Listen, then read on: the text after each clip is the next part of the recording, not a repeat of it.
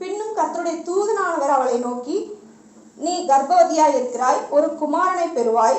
கர்த்தர் உன் அங்கலாய்ப்பை கேட்டபடியினால் அவனுக்கு இஸ்மவேல் என்று பெயரிடுவாயாக என்றார். வேதத்துல தாயின் கர்ப்பத்தில் இருக்கும்போதே பேர் வைக்கப்பட்ட மனுஷன் இந்த இஸ்மவேலா தான் இருப்பான் இல்லையா? ஃபர்ஸ்ட் இந்த இடத்துல தான் நம்ம வாசிக்கிறோம், நீ கர்ப்பவதியா இருக்கிறாய், நீ ஒரு குமாரனை பெறுவாய், அவனுக்கு இஸ்மவேல் என்று பெயரிடுவாயாக அப்படின்னு தேவன் இஸ்மவேலுக்கு பெயரை கொடுத்தார். கர்த்தர் உங்களை இப்போ காண்கிறவர் அல்ல, உங்கள் தாயின் கருவில் நீங்க இருக்கும் போதே அவர் உங்களை காண்கிற தேவனா இருக்கிறார். சங்கீதம் 139:16 என் கருவை உம்முடைய கண்கள் கண்டது, என் அவயங்களில் ஒன்றாகிலும் இல்லாத போதே அவைகள் அனைத்தும் அவைகள் உருவேற்படும் நாட்களும் உமது புஸ்தகத்தில் எழுதியிருந்தது. என் கருவை உம்முடைய கண்கள் கண்டது. அப்போ தேவன் இப்போ நம்மளை பார்த்தாருன்னு சொல்ல முடியாது. இன்னைக்குதான் நீங்க ரட்சிக்கப்பட்டிருக்கீங்கன்னா இன்னைக்குதான் என்னை தேவன் கவனிச்சாரு, இன்னைக்குதான் என்னை பார்த்தாருன்னு இல்லை. நீங்கள் உங்கள் தாயின் வயிற்றில் கருவாகும் போதே உங்கள் கருவை அவர் கண்கள் கண்டது. உங்க அவயங்கள் எல்லாம் உருவாச்சு இல்ல, அது எதுவுமே அவருடைய கண்களுக்கு மறைவாய் இருக்கவில்லை. அவருடைய கை அதை பார்த்து பார்த்து செய்தது, எதுவும் அவருக்கு மறைவாய் இல்லை. அவர் உங்களை கருவிலேயே பார்த்திருக்கிறார், தாயின் கருவில் உங்களை தெரிந்தெடுத்திருக்கிறார், அந்த இடத்துல இருந்து உங்களை அழைச்சிருக்கிறார். ஒரு நோக்கத்துக்காக, அவருடைய நோக்கத்திற்காக உங்களை அழைத்திருக்கிறார். உங்களுக்கு என்று சில திட்டங்களை வச்சிருக்கிறாரு. அதை நம்ம புரிஞ்சுக்கணும். இன்னைக்கு நம்மளை பார்க்கறதுக்கு ஆள் இல்லை, கேட்கறதுக்கு ஆள் இல்லை அப்படின்னு சொல்லி உலகபூர்வமாக நம்ம யோசிக்கக்கூடாது. நம்மளை வானத்தையும் பூமியையும் உண்டாக்கின தேவன் நம்மளை காண்கிற தேவனாக இருக்கிறார், நம்மளுடைய கஷ்டங்களை கேட்கிற தேவனாக இருக்கிறார். அவரிடத்துல நம்மளுடைய கஷ்டங்களை ஒப்பு கொடுக்கும் போது நம்மளை போதித்து வழி நடத்துகிற தேவனாக இருக்கிறார். அவருக்கென்று நம்மளை தெரிந்தெடுத்திருக்கிறார், அவருடைய வேலைக்கென்று நம்மளை தெரிந்தெடுத்திருக்கிறார், நமக்கென்று ஒரு நோக்கத்தை வைத்திருக்கிறார். ரெபேக்கா கர்ப்பவதியா இருக்கும்போது அவளுடைய வயிற்றுல ஒரே பிரச்சனை. அவன் ஆண்டவரிடத்துல ஜெபித்து கேட்கும்போது கர்த்தர் என்ன சொல்றாரு, உன் வயிற்றில் இருந்து 2 ஜாதிகள் புறப்படும். 2 ஜாதிகள் யாரு? ஏசாவும் யாக்கோபும். அந்த 2 பேரை குறித்தும் தேவன் அன்னைக்கு ரெபேக்காளுக்கு வாக்கு பண்ணுகிறார்.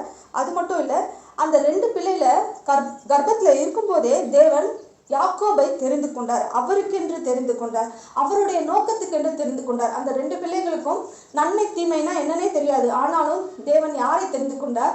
யாக்கோபை தெரிந்து கொண்டார். இன்றைக்கு நீங்க ரட்சிக்கப்பட்டு சபையில இருக்கிறீங்க, அவருக்குள்ள இருக்கிறீங்கன்னு சொன்னா நம்மளுடைய நீதியோ நம்மளுடைய கிரியைகளோ காரணம் அல்ல, நாம நல்லவங்க அப்படின்றது இல்லை. தேவன் உங்களை கருவிலேயே தெரிந்தெடுத்திருக்கிறார், உங்களுக்காக ஒரு நோக்கத்தை வைத்திருக்கிறார். அந்த நோக்கம் என்ன, அவருடைய திட்டம் என்னன்னு தெரிஞ்சு செயல்படுவது தான் நம்மளுடைய வேலையா இருக்கிறது. நம்ம என்ன பண்ணக்கூடாது, அவருடைய நோக்கத்தை விட்டுட்டு நம்ம வேற வழியில போகக்கூடாது. ஏன்னா அவர் நம்ம கருவில் இருந்தே தெரிந்து கொண்டார், உங்களை பிரித்தெடுத்து பரிசுத்தம் பண்ணி அபிஷேகம் செய்திருக்கிறார் அவருக்கென்று. அப்போ நம்ம என்ன பண்ணணும், அவரிடத்துல நம்ம முழுவதுமாக ஒப்பு கொடுத்து நடக்கிறவர்களா இருக்கணும். நீங்க சாதாரணமாக உண்டாக்கப்படவில்லை, அவருடைய கரங்களில் உண்டாக்கப்பட்டிருக்கிறீர்கள். உங்களுக்காக தேவனுடைய திட்டம் ஒன்று வைக்கப்பட்டிருக்கிறது. அந்த என்ன திட்டம் என்று நாம தெரிந்து கொண்டு அதன் வழியில நடக்கும்போது கர்த்தர் உங்களுக்கு வைத்திருக்கிற பெரிய தரிசனத்தை உங்கள் வாழ்க்கையில நிறைவேற்ற வல்லவராக இருக்கிறார். அவர் உங்களுக்கு கொடுக்கிற ஆறுதல் என்ன, உங்களுக்காக ஒரு தரிசனம் வைக்கப்பட்டிருக்கிறது, அந்த தரிசனத்திற்கு நேராக நீங்க போகணும், அந்த விஷயம் உங்களுக்கு வாழ்க்கையில உண்மையாகணும் அப்படின்னு சொன்னா தேவன் நடத்துகிற பாதையில நீங்க நடக்கிறவர்களா இருக்கணும். யோசேப்புக்கு கூட அன்னைக்கு தேவன் ஒரு சொப்பனத்தை கொடுத்து அவனுக்கு ஒரு தரிசனத்தை கொடுத்தாரு, இப்படிதான் நீ இருக்க போற பிற்காலத்துலன்ட்டு. அவன் ரொம்ப சந்தோஷமா இருந்தான், இப்படிதான் நான் இருக்க போறேன் அப்படின்னு சொல்லி. ஆனா அவனுடைய பாதைகள் எல்லாம் எப்படி இருந்தது, ரொம்ப கஷ்டமான பாதையா தான் இருந்தது. கர்த்தர் அவனோடு கூடவே இருந்தாலும் அவனுடைய பாதைகள் கொஞ்சம் கடினமாக தான் இருந்தது இல்லையா?